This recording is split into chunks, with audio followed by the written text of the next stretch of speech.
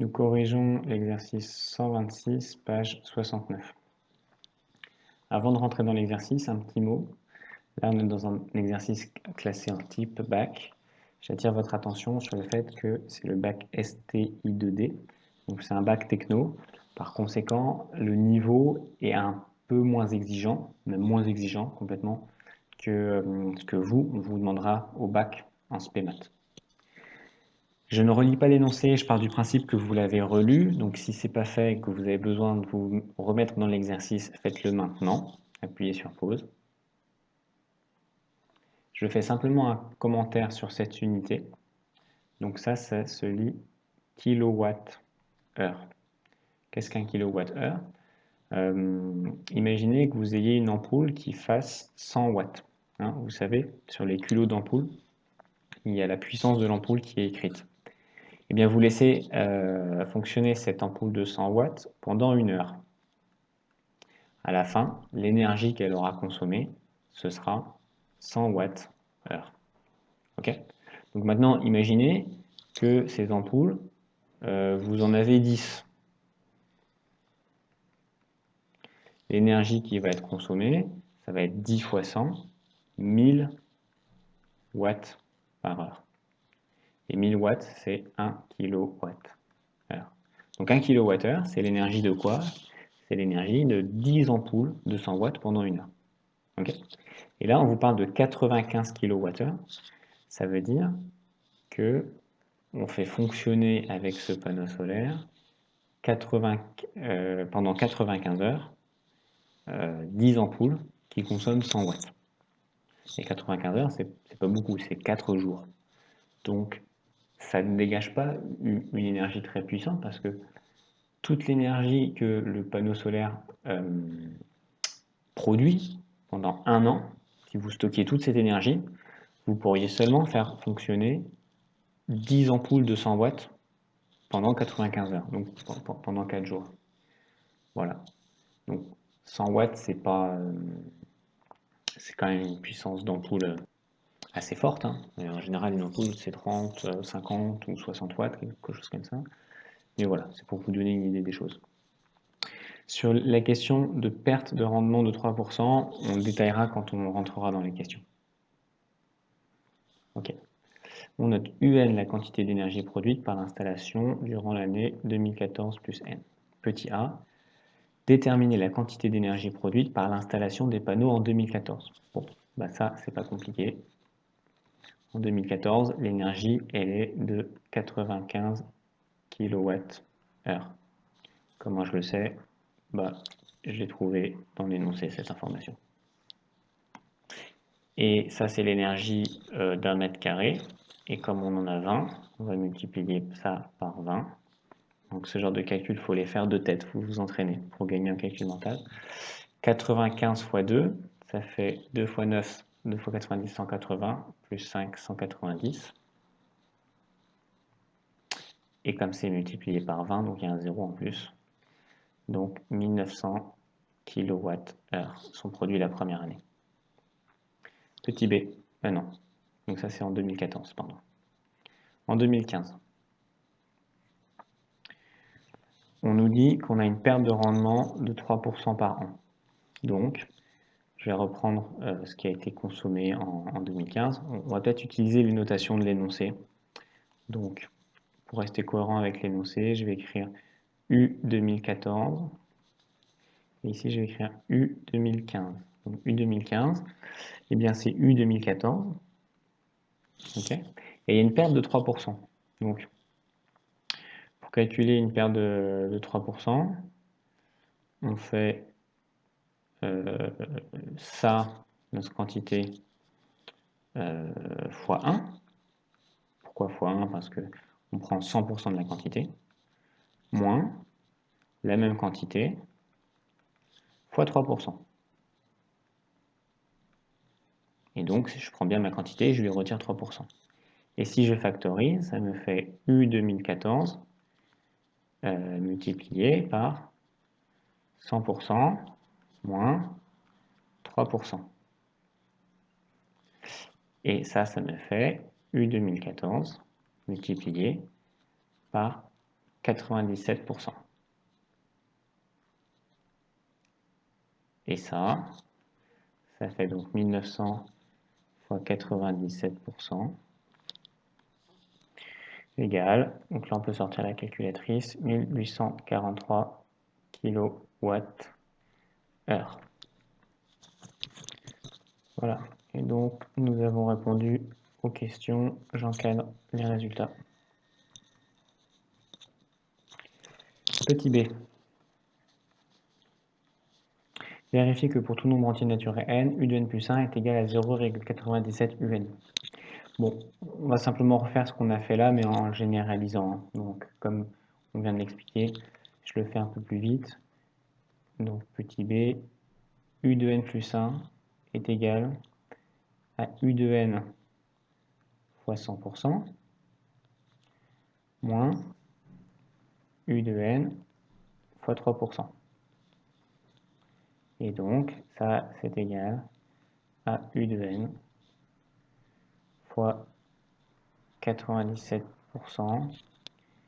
c'est égal à u de n fois 0,97. Donc, on a bien démontré ce qu'on nous demandait. Et je voudrais préciser une petite chose là, à laquelle il faut faire attention. Cette formule, elle veut dire que si par exemple je prends l'année 2014, 2015 et 2016, on va prendre l'exemple qu'on a. Donc en 2014, ma quantité c'est 1900. Ok. Pour calculer la quantité en 2015, je fais 1900 moins 3% de 1900. Moins 3% de 1900. Et ça me donne 1843. On vient de le calculer. Pour l'année suivante, je vais repartir de ce résultat-là et je vais faire 1843 moins 3% de 1900. Ok. Et ça va me faire 1843 moins 0,03 fois 1843. Donc ça fait du 1787,71. 1787,71. Ok. Par contre, ça ne va pas marcher si je pars de 1900 et que je dis que je fais 1900 moins 6% de 1900. Vous comprenez? Je fais 3% plus 3%, donc ça me fait 6%. Parce que regardez ce qui se passe si je fais ce calcul. J'ai 1900 moins 6%, donc 0,06% de 1900. Et ça me fait 1786. Voilà. Et donc, vous voyez que les deux résultats sont légèrement différents. Et bien, celui-ci est faux et celui-ci est correct. Qu'est-ce qui s'est passé? Eh bien, ici, quand on retire 3%, hein, on a expliqué, on a démontré que retirer 3%, c'était comme multiplier par 0,97. Et ici, retirer 3%, c'est la même chose que multiplier par 0,97. Je ne reviens pas dessus, c'est ce qu'on a expliqué un peu plus tôt. Donc, qu'est-ce qu'on fait quand on fait deux fois le calcul? On fait 1900, qu'on multiplie une première fois par 0,97, puis une deuxième fois par 0,97. Ok? Et ça fait 1900 fois 97% de 97. Donc 0,97 fois 0,97, ça fait 0,9409. Ok? Donc c'est comme multiplier 1900 par ça. Par contre, ce qu'on a fait en rouge ici, c'est qu'on a pris 1900 et on lui a retiré 6%. Donc on l'a multiplié par 0,94, hein, 100 moins 0,06. Et 1900 fois 0,94, bah, vous voyez bien que on ne multiplie pas par le même nombre. Et 0,94, c'est pas égal à 0,97 fois 0,97. Donc voilà, ces deux modes de calcul, ils sont différents, mais ils ne donnent pas les mêmes résultats, et c'est bien le mode de calcul en noir qui est correct. Donc maintenant que j'ai fait cette remarque, on reprend, petit c. Quelle estimation à la dizaine de kilowattheures près peut-on donner de la quantité d'énergie produite en 2034? Donc pour répondre à cette question, il y a deux techniques. Soit je dis, bon, je connais U 2015, ça va me permettre de calculer U 2016 en utilisant ça. Ensuite, quand j'aurai U 2016, je pourrai calculer U 2017, etc., etc. Si vous faites ça, vous allez perdre 3 heures. Donc, on va utiliser les formules qu'on connaît pour gagner du temps. On reconnaît qu'on a une suite géométrique de la forme U de n plus 1 égale U de n fois Q. Ok, et ici Q il vaut 0,97. Donc comme j'ai une formule géométrique, je vais me servir de la formule explicite. Et on sait que U de n moins P est égal à U de P que multiplie Q à la puissance n moins P. Voilà, donc ça c'est des formules à connaître par cœur, par cœur, par cœur. Ça vous fait gagner un temps fou. Donc, on va mettre n avec ce qu'on veut trouver, l'année 2034, et p avec notre année de départ, 2014.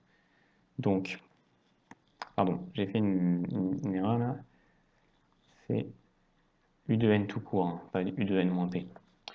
Donc, U de n, c'est U 2034. C'est égal à U de P, donc U 2014, que multiplie Q à la puissance n moins P, 2034 moins 2014. Donc U de 2034, bah, c'est ce qu'on cherche. U de 2014, on sait qu'il vaut 1900 kWh. Q, on sait que ça vaut 0,97. Et 2034 moins 2014, ça fait à la puissance 20. On va rentrer ça dans la calculatrice.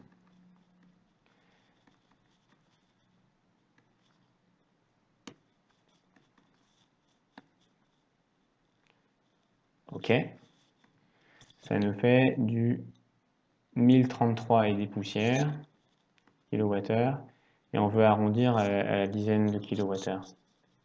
Donc on va arrondir à 1030.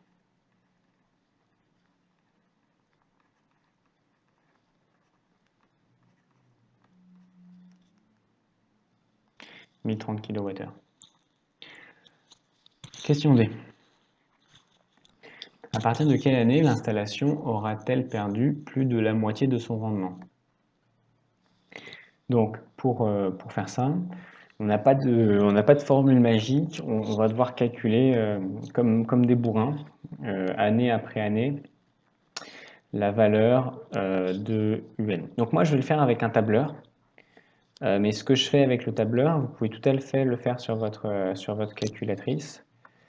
Et pour ça, vous regardez je ne vais pas le détailler dans cette vidéo parce que je pense qu'on fera des ateliers un peu plus spécifiques là-dessus pendant l'année. Alors, mais si vous voulez le faire à la calculatrice, vous tapez dans Google afficher un tableau de valeurs sur TI par exemple. Et vous allez trouver des tutoriels. Et je pense que ça vous suffira. Et puis pour Casio, bah, vous faites la même chose en remplaçant TI par Casio. Donc là, je vais marquer l'année N. Et là, je vais marquer ce que vaut UN. Donc on est en 2014, puis 2015, etc. Hop, on va aller jusqu'en 2037. Allez. Et UN, au début, il vaut 1900.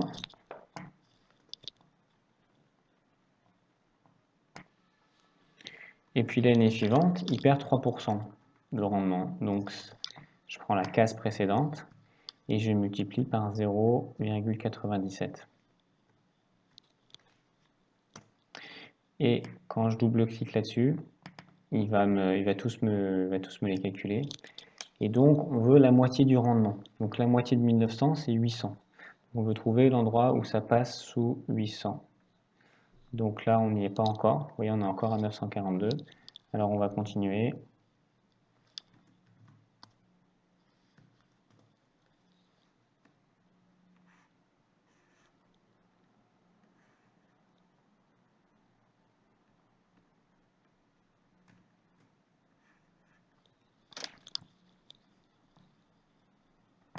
Voilà. Celle-ci, pareil. OK. Donc, on voit que le passage, il se fait ici, entre l'année 2042 et l'année 2043. Et nous, ce qu'on veut, c'est à partir de quelle année elle a perdu la moitié de son rendement. Donc, c'est à partir de cette année-là, donc c'est à partir de l'année 2043, puisqu'on a un rendement de 785, etc.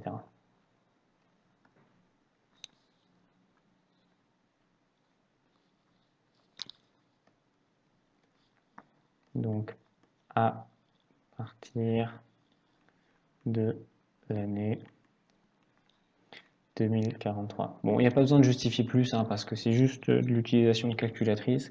Donc, soit vous savez le faire, vous avez la bonne réponse, soit vous ne savez pas le faire, vous n'avez pas la bonne réponse. L'installation est-elle rentable?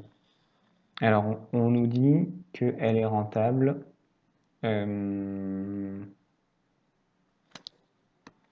Pardon, je me rends compte à l'instant que j'ai fait une erreur. Là, c'est pas l'année 2043, puisque ce qu'on veut, c'est la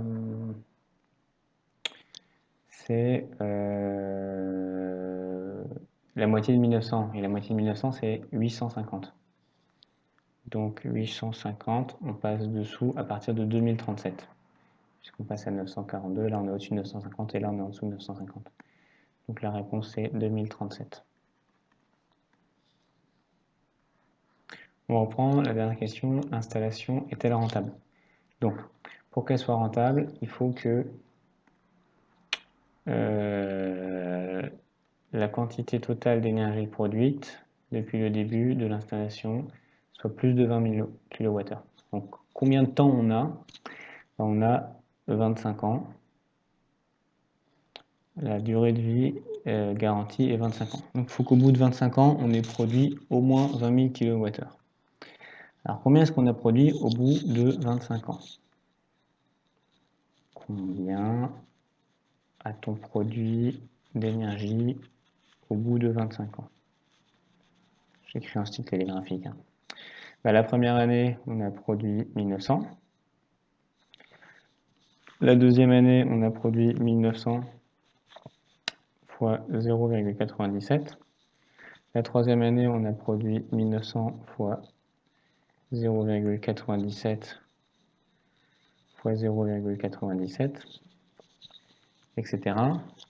Donc là, on est à l'année 1. Là, on est à l'année 2. Là, on est à l'année 3. Jusqu'à la 25e année. Et donc, on observe qu'à chaque fois, on a 0,97.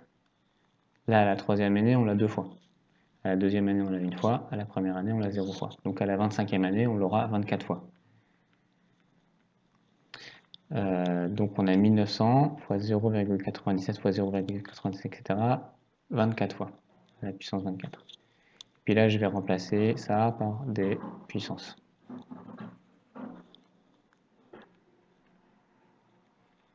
Donc, c'était puissance 2, et là, c'est puissance 1.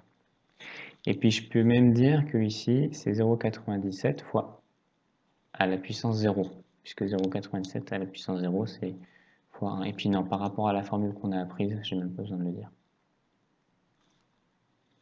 Donc, et maintenant, c'est toujours la même chose. Ce type d'exercice, on l'a fait 150 fois. On factorise par 1900, donc ça fait 1900 que multiplie 1, hein, ici, plus 0,97 à la puissance 1, ici, plus 0,97 au carré, plus, etc., jusqu'à 0,97 à la puissance 24. Qu'est-ce qu'on reconnaît ici? on reconnaît une formule du type 1 plus Q à la puissance 2 plus, etc., plus Q à la puissance n. Et si on connaît ces formules, on sait que ça c'est égal à 1 moins Q à la puissance n plus 1 sur 1 moins Q. Donc on applique la formule. Ça fait 1900 que multiplie 1 moins Q à la puissance 24 plus 1, donc à la puissance 25, sur 1 moins Q. Et Q, qu'est-ce qu'il vaut? 0,97.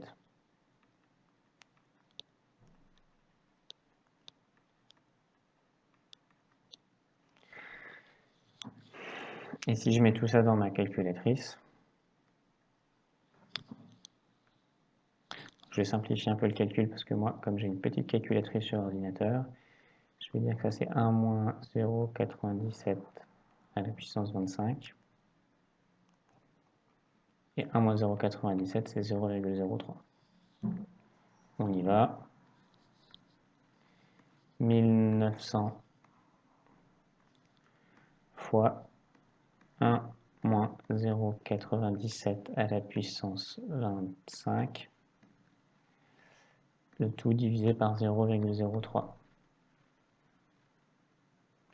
Et ça nous fait du 33 758. On va arrondir à l'unité.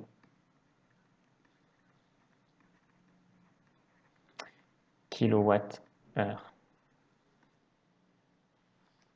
Voilà, donc ça c'est supérieur à 20 000. Donc 33 758, c'est supérieur à 20 000. Donc l'installation est rentable. Encore une fois, j'écris en style télégraphique.